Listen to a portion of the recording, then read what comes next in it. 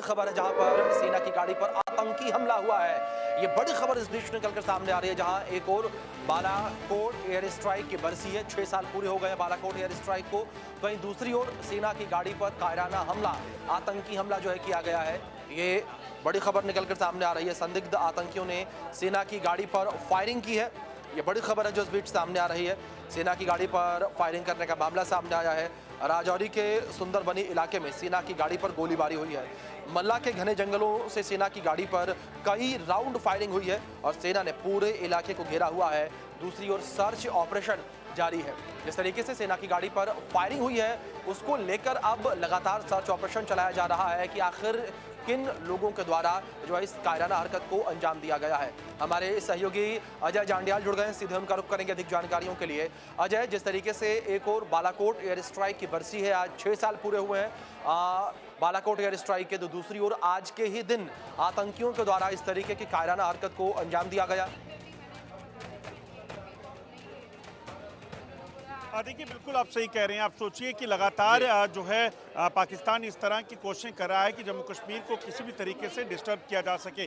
आज खासतौर पे बालाकोट की बरसी है और ऐसे मौके पर पाकिस्तान उस जख्म को शायद भूल नहीं पाया है जिसमें पाकिस्तान की तरफ से कहीं ना कहीं कोशिश की जा रही होगी कि एक बार फिर से यहाँ कुछ ऐसा बड़ा किया जाए। और शायद यही वजह होगी कि जो सेना के काफिले पर यहाँ सेना की गाड़ी पर फायरिंग हुई है, ये वाकया सामने आया है। जानकारी के मुताबिक सेना की एक गाड़ी जो है वो ये जो इलाका पड़ता है नीली डब का इलाका सुंदरबनी में पड़ता है, जहां पर ये गाड़ी जो है वो जा रही थी। अचानक से घने जंगल का क्योंकि इलाका है, लाइन ऑफ कंट्रोल के साथ सटा हुआ इलाका है और यहाँ पर सेना की गाड़ियों की मूवमेंट जो है अमूमन होती रहती है ऑपरेशनल ड्यूटीज़ को लेकर या एरिया डोमिनेंस को लेकर। तो सेना की इस गाड़ी पर अचानक से फायरिंग शुरू हो गई और जैसे ही जो है इस जंगल के बीच से गाड़ी गुजरने लगी तो कुछ रोड फायरिंग जो है उनको सुनाई दी। सेना के जवानों ने तुरंत जो है वहाँ से निकल कर जो है वो मोर्चा संभाला और कहीं ना कहीं ये सुनिश्चित किया कि किसी भी तरीके से अगर आतंकी यहाँ पे हैं तो उनको जो है वो घेरा जा सके।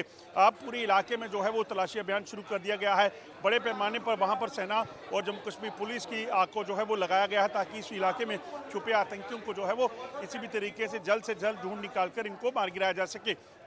अगर आप देखें तो ये पैटर्न पहले भी कई बार सामने आ चुका है। पाकिस्तान की तरफ से आए आतंकी जो हैं वो सेना के काफिले पर कई बार हमला कर चुके हैं, जिसमें कठुआ में हुआ, पुंछ में हुआ, राजौरी में हुआ, इसी तरह से रियासी में हुआ। तो कई बार इस तरह के प्रयास जो हैं वो आतंकियों की तरफ से किए गए हैं। ऐसा ही एक प्रयास लग रहा था मगर अभी इसमें कोई नुकसान नहीं हुआ है। सर्च ऑपरेशन जारी है। वहीं पुलिस इस चीज़ में भी जाँच कर रही है कि इस चीज़ को भी देखा जाए कि आखिरकार ये जो फायरिंग हुई है ये किसने की है, ये आतंकी थी है या कुछ और चीज़ थी। वो सभी चीज़ें जो हैं वो तमाम इसमें खंगाली जाएंगी। मगर पूरे इलाके को इस वक्त तलाशी अभियान जो है वहां पे शुरू कर दिया गया है। जी अजय, दूसरी ओर खबर यह भी सामने आ रही थी कि सेना के जो है अतिरिक्त टुकड़ियां भेजी गई हैं सुरक्षा के लिहाज से, इसको लेकर क्या अपडेट? देखिए, बिल्कुल, क्योंकि ये बहुत घना जंगल है, काफ़ी इलाका बड़ा है जहाँ पे जंगल के इलाका जो है वो फैला हुआ है। ऐसे में इस चीज़ को सुनिश्चित करना है कि आतंकी अगर वहाँ पे हों तो उनको ढूंढ निकाला जा सके, उनको मार गिराया जा सके, सिविलियन जो इस इलाके में रहते हैं उनको सुरक्षित किया जा सके। इन तमाम पहलुओं पर अगर जो है वो गौर करना है तो ऐसे में अतिरिक्त सुरक्षा बलों की टुकड़ियाँ जो है वहाँ पर भेजी गई हैं। एडिशनल ट्रूप्स जो हैं वो वहाँ पर भेजे गए हैं। सीनियर ऑफिशियल जो जम्मू कश्मीर पुलिस के हैं वो राजौरी डिस्ट्रिक्ट के वो वहाँ पर मूव कर गए हैं ताकि इस चीज़ को सुनिश्चित किया जाए कि जल्द से जल्द यहाँ पर छुपे आतंकियों को मार गिराया जाए। क्योंकि अगर ये आतंकी वहाँ से भाग जाते हैं तो यकीनन कहीं और नुकसान कर सकते हैं, सिविलियन कैजुअल्टी कर सकते हैं। तो उन तमाम पहलुओं को गौर में रखा गया है। जाहिर तौर पर अजय, जिस तरीके से लगातार अतिरिक्त टुकड़ियां जो है भेजी गई हैं, दूसरी ओर जिस तरीके से बालाकोट एयर स्ट्राइक का हमने जिक्र किया, लगातार इसको लेकर जो है रेड अलर्ट जारी किया गया था। अगर बात की जाए, कई सारे इनपुट्स जो हैं सामने आ रहे थे अजय कि बालाकोट की एयर स्ट्राइक की बरसी के दिन कोई आतंकी हमला हो सकता है। इसको लेकर किस तरीके से जो सेना के जवान हैं वो पहले से अलर्ट थे, किस तरीके से जो है सेना को इनपुट इसके लेकर मिले थे कि बालाकोट एयर स्ट्राइक के दिन किसी तरीके का आतंकी हमला हो सकता है? देखिए, ज़्यादातर ऐसे मौके जब कोई बड़ा जो ऐसा दिन हो जिस दिन कोई जो है आतंकियों के ठिकाने का ध्वस्त किया हो, ये तमाम ऐसी चीज़ें हों तो ऐसे में आशंका बनी रहती है कि आतंकी जो हैं और ख़ासतौर पे पाकिस्तान ऐसे मौक़ों पर जो है कोई ना कोई ऐसा हमला करने का प्रयास कर सकता है।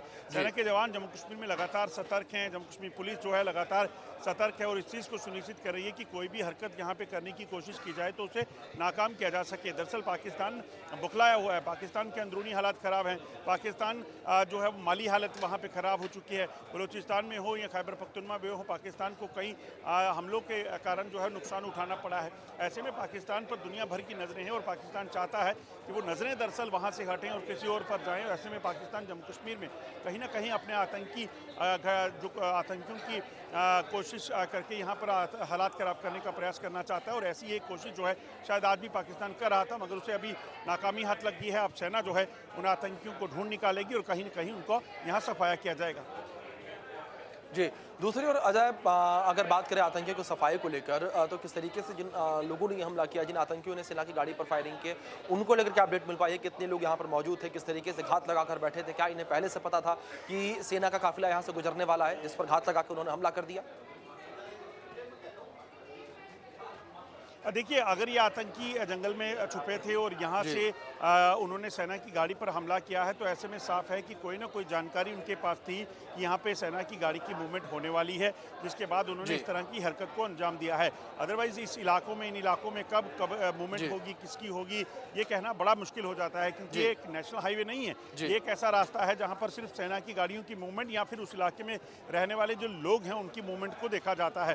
तो ऐसे में सेना की गाड़ी पर उसी वक्त हमला हुआ जब वो गाड़ी वहां से निकल रही थी, तो ऐसे में ये माना जा सकता है कि कहीं ना कहीं आतंकियों को इस चीज़ की भनक या जानकारी पहले से रही होगी कि इस वक्त जो है सेना का काफिला यहाँ से उतर सकता है, निकल सकता है। इस वजह से उन्होंने इस हमले को अंजाम देने का प्रयास किया, मगर क्योंकि पुलिस अब इसमें जांच करेगी आखिरकार क्या था, कैसे हुआ, क्या ये आतंकी थे और ये आतंकी अगर यहाँ पे ताज़ा घुसपैठ करके आए थे या पहले से यहाँ छुपे थे, ये तमाम पहलू जो हैं इनको लेकर जो है वो जांच होगी।